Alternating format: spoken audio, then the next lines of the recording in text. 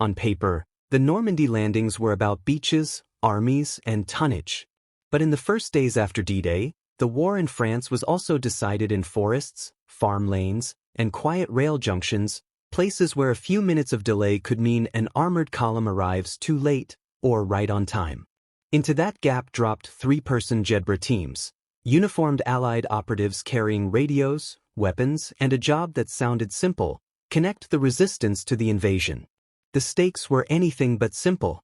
If German reinforcements moved cleanly, Normandy could be contained.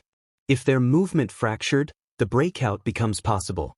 And here's the twist: Jedburgh's real target wasn't a bridge or a train. It was tempo, how fast the enemy could think, move, and recover. In early 1944, Allied planners faced a problem that didn't fit neatly onto a map. They could land armies on the French coast, but they couldn't land certainty. The first weeks after an invasion are a race. The attacker must build combat power faster than the defender can concentrate it. Normandy would be decided by minutes and miles, by whether German units could move from the interior to the front before Allied air power, traffic jams, and confusion made those moves impossible. That's the gap Operation Jedburgh was designed to widen. Jedburgh teams were small by design, typically 2 officers and a radio operator, because they weren't meant to replace the French resistance. They were meant to connect it to Allied intent, translate operational priorities into actions on the ground, coordinate supply drops, and help local fighters strike the German system where it was most sensitive. Not simply sabotage, but sabotage synchronized with an invasion timetable. Rehook. But here's the catch: France in 1944 wasn't one resistance. It was many resistances, and coordination could be as dangerous as combat. Resistance groups varied by region, politics, leadership, and capability. Some were disciplined and organized. Others were courageous but loosely structured.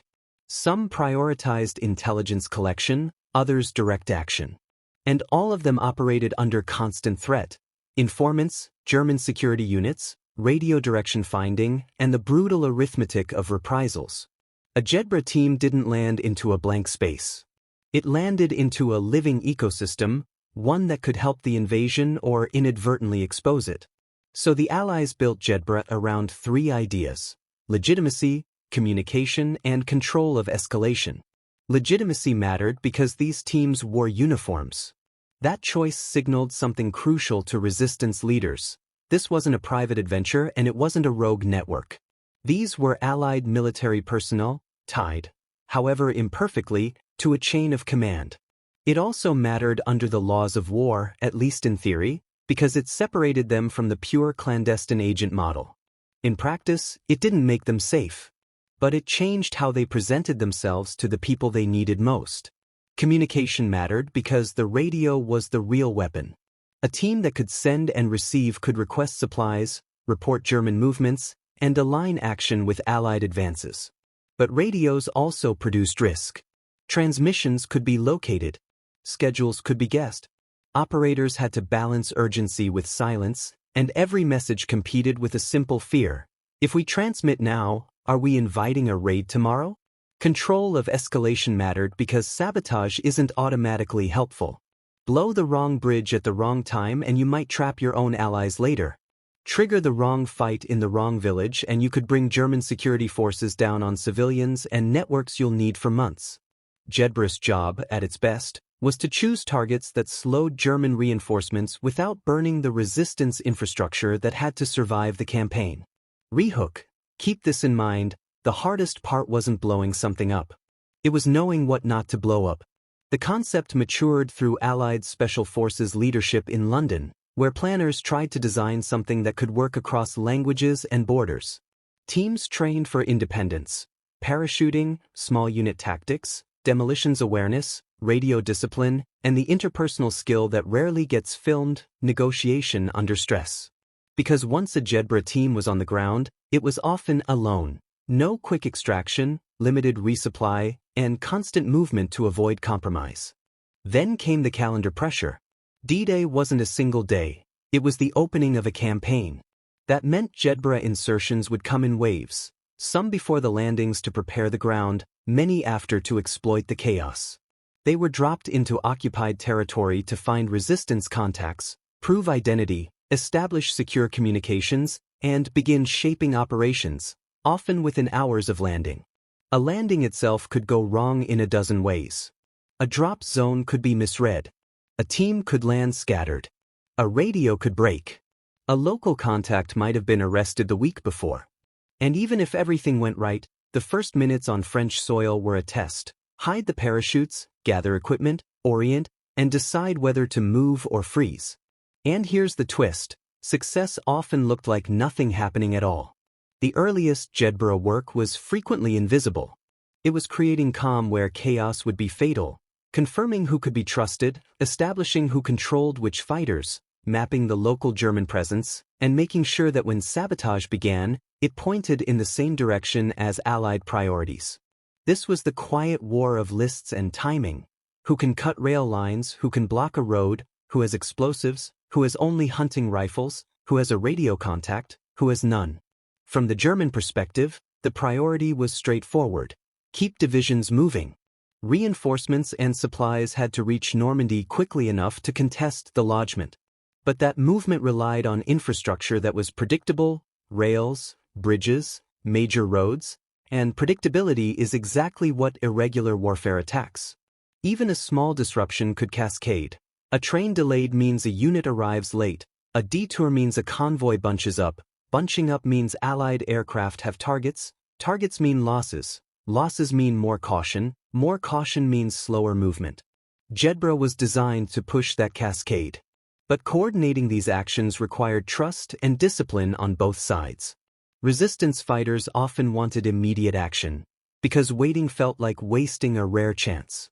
Jedburgh teams often needed restraint, because the goal wasn't heroism, it was leverage. That tension could crack relationships. A single badly planned ambush could trigger crackdowns that cripple a network for weeks.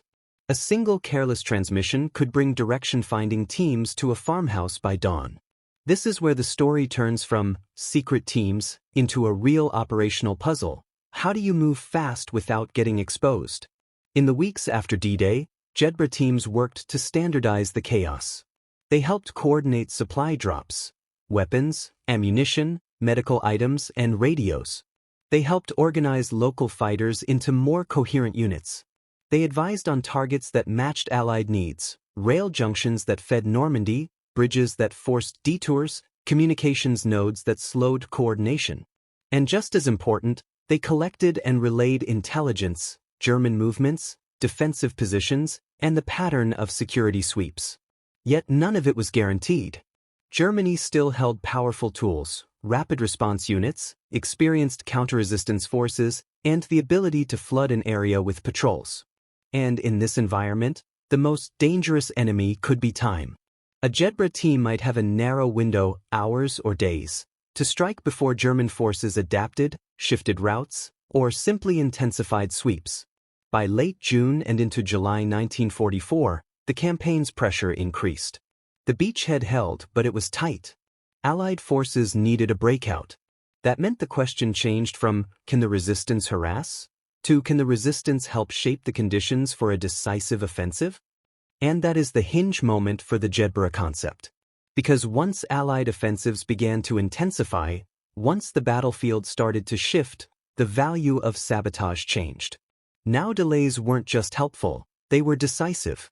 If German reserves arrived late to the wrong place, an Allied breakthrough could widen into an operational collapse. Rehook, hold on to that, because the next phase isn't about scattered sabotage.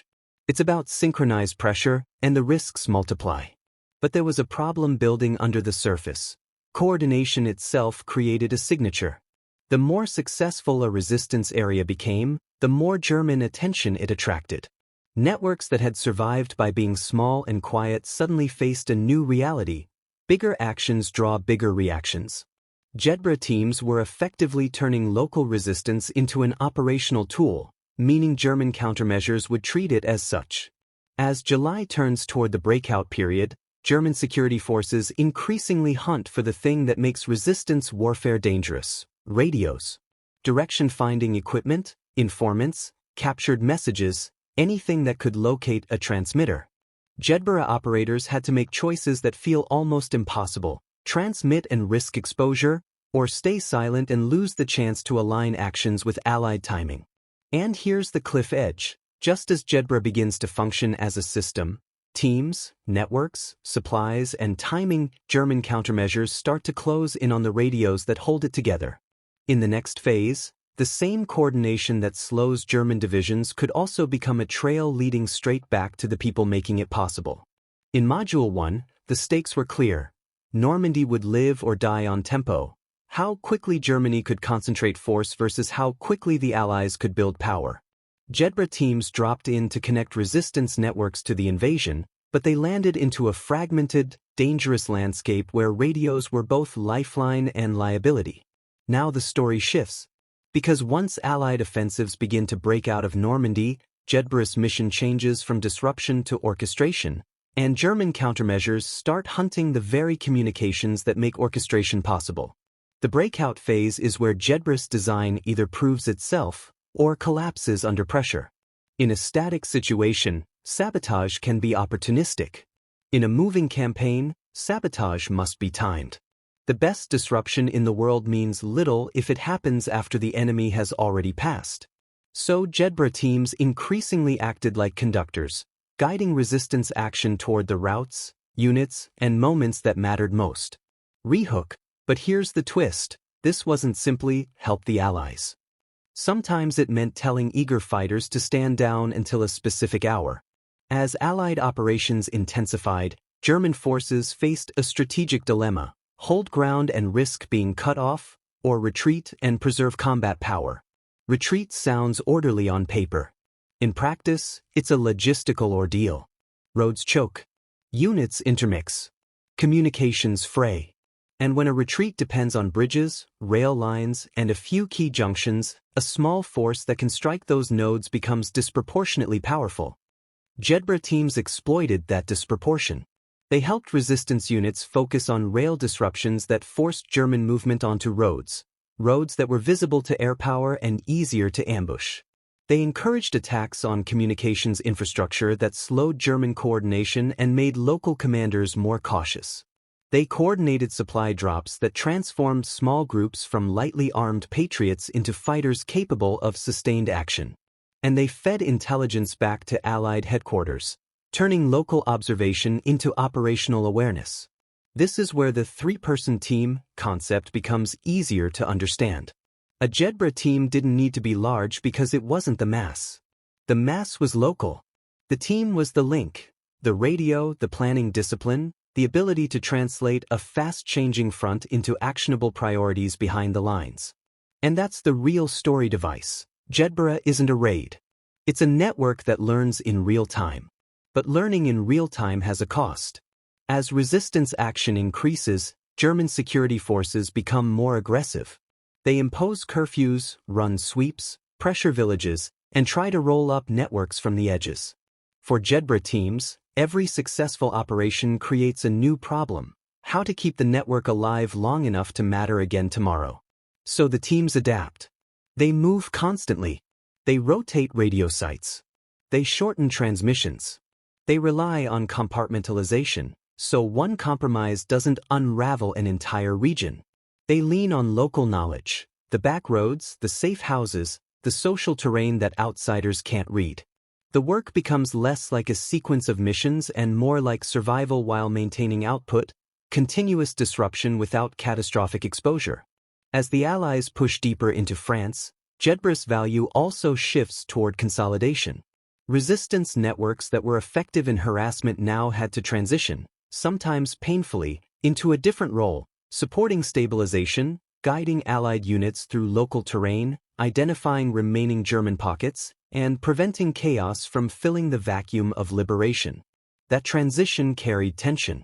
Some fighters wanted to keep operating independently. Some expected immediate political recognition. Some had scores to settle. Jedburgh teams, while military in purpose, were forced to navigate these realities because operational success depended on local cohesion. A network that fractures at the moment of victory can still produce tragedy. Here's the uncomfortable truth: Behind-the-lines warfare doesn't end cleanly when the front line moves. At the operational level, Jedburgh's turning point is the shift from isolated acts to synchronized pressure aligned with major Allied offensives. When sabotage and ambushes are timed to moments of maximum German movement, reinforcement pushes, withdrawals, regrouping, small actions gain strategic weight. A bridge destroyed at random is a headline. A bridge destroyed on the night a division needs it is a turning point. And that's the payoff Jedburgh sought, to force Germany to fight the campaign with broken timing. Even when a German unit wasn't destroyed, it could be delayed, rerouted, split, or forced into defensive postures it didn't want. Those effects accumulate. They reduce the defender's ability to create a concentrated counterstroke. They make the front less predictable for German planners and more predictable for Allied planners, because disruption narrows the enemy's options into fewer, worse choices. But don't miss the second twist. Jedburgh also created a template for modern special operations, and the lesson isn't be daring. It's be useful. Because the most lasting impact of Jedburgh isn't the romance of parachutes. It's the concept of small teams enabling larger forces by working through local partners, blending intelligence, logistics, and influence into one operational package. It's a reminder that modern warfare isn't only about the weapons you field, but the systems you build. Systems that move information and supplies, shape decisions, and create momentum. In the aftermath, Jedburgh's legacy becomes clearer with distance. In the short term, the teams contributed to the acceleration of the campaign in France by complicating German movement and improving coordination with local resistance. In the long term, they offered a model of Allied cooperation, multinational teams, unified purpose, and a shared operational language across different services and cultures. And they proved something that feels counterintuitive. The most powerful action behind enemy lines is often not destruction, but connection. The act of linking local capability to strategic timing can change what an army is able to do at the front. Final payoff. Jedburgh mattered because it attacked the enemy's ability to respond. It turned the resistance into an amplifier of Allied tempo, not by replacing local fighters, but by aligning them with the operational clock of an invasion. And in a campaign where days could decide whether a beachhead becomes a breakthrough or a stalemate, that alignment was a weapon. Jedburgh's key lesson is that the turning point wasn't a single blast. It was the decision to synchronize thousands of small actions into one shared timetable. If you had been writing that timetable, what would you prioritize? Rail lines, bridges, or communications? If this kind of behind-the-lines strategy is your thing, please like, share, comment, subscribe, and turn on bell notifications so you don't miss the next decision point we dissect. Comment prompt. Which part of the Jedburgh method mattered most? Radio coordination, restraint, or local trust?